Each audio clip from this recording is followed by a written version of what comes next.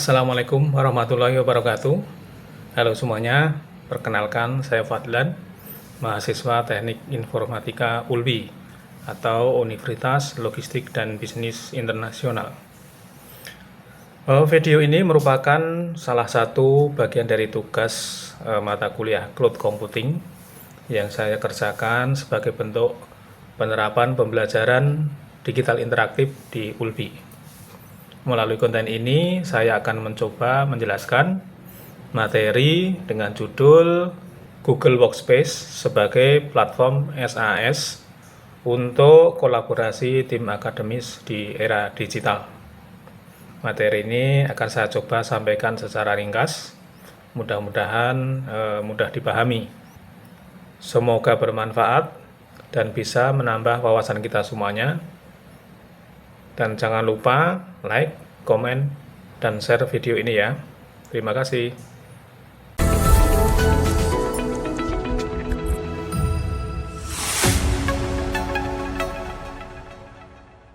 Baik teman-teman semuanya, sebelum kita bahas transformasi digital dan kebutuhan cloud computing, tentunya kita perlu memahami apa itu transformasi digital. Transformasi digital yaitu adalah proses adopsi teknologi digital untuk mengubah fundamental cara organisasi bekerja, kemudian cara berkomunikasi, dan menciptakan nilai-nilai, dan tidak hanya sekedar digitalisasi dokumen. Baik teman-teman semuanya, kali ini kita coba bahas mengenai latar belakang transformasi digital dan kebutuhan cloud computing. Namun sebelumnya kita juga perlu memahami apa itu transformasi digital. Transformasi digital yaitu proses adopsi teknologi digital ya, untuk mengubah fundamental cara kita bekerja, kemudian cara kita berkomunikasi, kemudian menciptakan nilai, tidak hanya sekedar digitalisasi dokumen saja. Kemudian fungsi dari cloud computing itu sendiri yaitu menyediakan akses sesuai permintaan ke sumber daya IT melalui internet tentunya dengan model bayar per guna. Hal ini bisa mendorong inovasi dan fleksibilitas kita semuanya dalam hal berorganisasi, berkomunikasi, maupun menciptakan nilai-nilai baru yang sangat bermanfaat buat kita semuanya. Apa sih tantangan kolaborasi akademis selama ini? Bahwasanya tentunya selama ini kita akses ke sumber daya bersama itu sangat terbatas sekali. Kemudian geografis juga menjadi hambatan.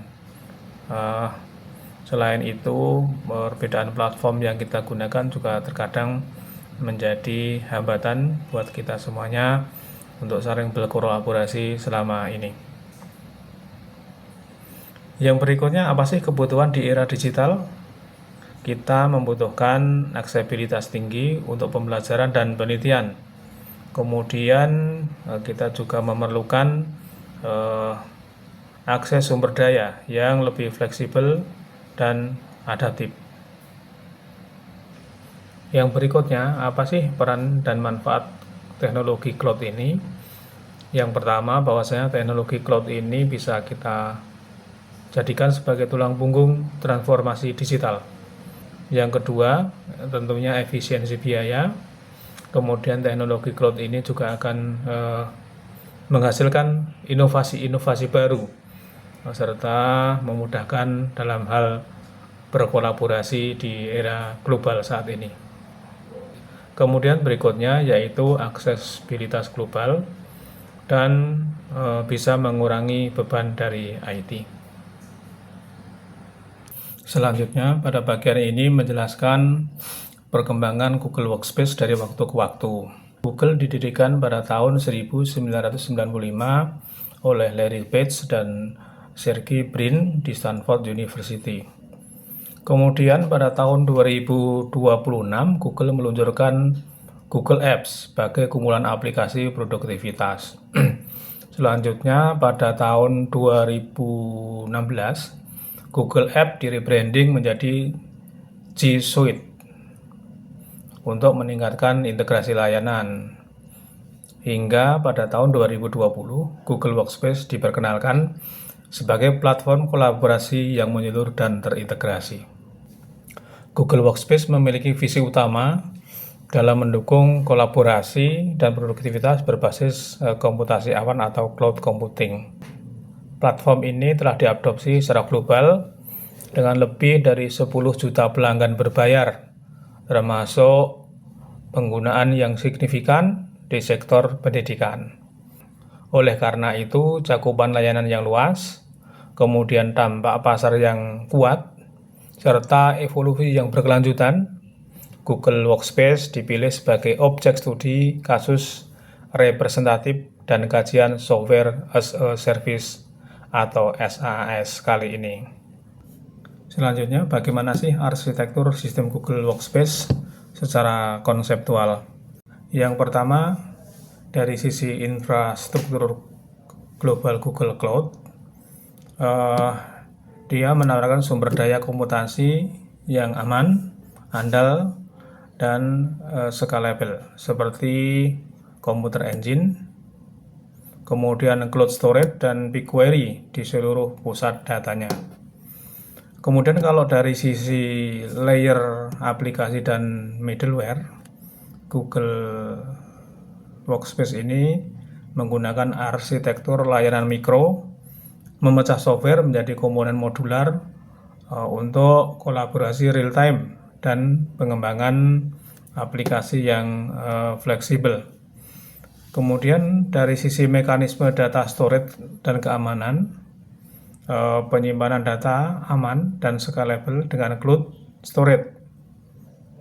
Infrastruktur Google direkayasa dengan keamanan berlapis untuk perlindungan dan kepatuhan data. Kemudian Google Workspace ini juga menerapkan model multi-tenan dan skalabilitas. Selanjutnya, coba kita lihat beberapa fitur dari Google Workspace yang bikin kolaborasi akademis jadi lebih gampang dan efisien. Yang pertama, komunikasi efisien. Gmail dan Google Chat adalah dashboard komunikasi kita. Gmail kita manfaatkan membuat email yang terorganisir, kemudian Google Chat kita manfaatkan untuk chat secara instan dengan dosen atau teman-teman kelompok. Jadi semuanya komunikasi terpusat melalui satu tempat, nggak perlu lagi buka berbagai macam aplikasi yang berbeda-beda. Yang kedua, kolaborasi dokumen secara real time. Seperti kita ketahui bahwasannya di Google Workspace itu ada Google Doc, ada Google Sheet, kemudian ada Google Slide yang memungkinkan kita kerja bareng pada dokumen yang sama dalam waktu yang sama. Kalau ada teman yang edit slide sambil kamu bikin catatan, semuanya bisa tersinkronisasi secara instan. Kemudian yang ketiga, manajemen data dan penyimpanan. Bahwasanya di sana ada Google Drive yang merupakan tempat penyimpanan atau storage kita. Semua file bisa tersimpan aman, bisa diakses dari mana saja, baik itu dengan smartphone, baik itu dengan laptop, dengan tablet, dan lain sebagainya. Jadi kita nggak perlu takut kehilangan data.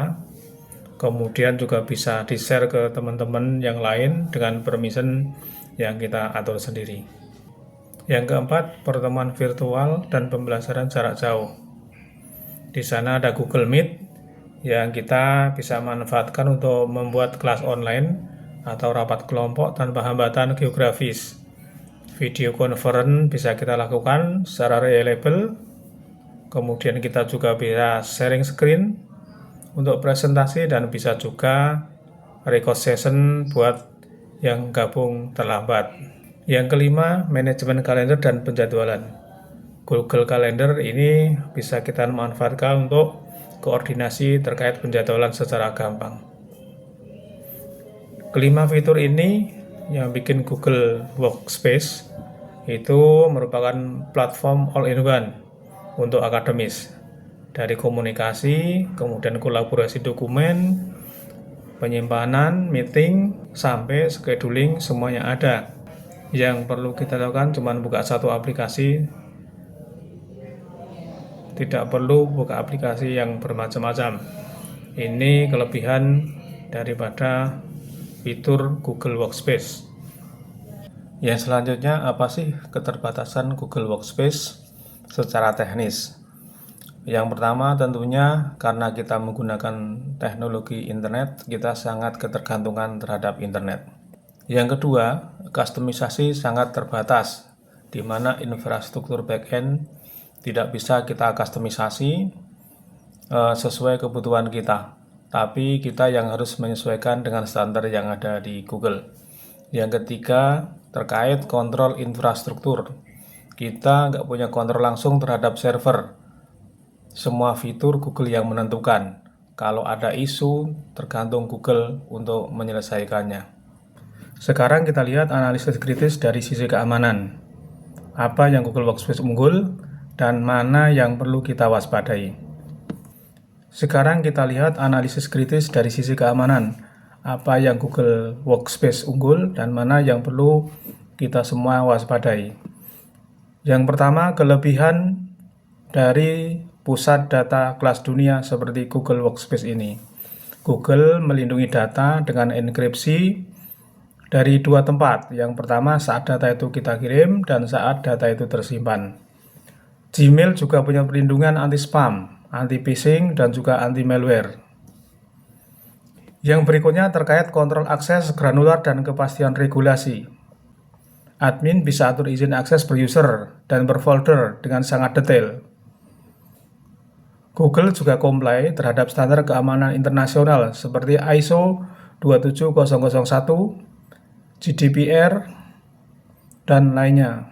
Berikutnya terkait keterbatasan dari sisi keamanan. Model dan tanggung jawab bersama, di mana butuh pengawasan dan konfigurasi aktif dari admin.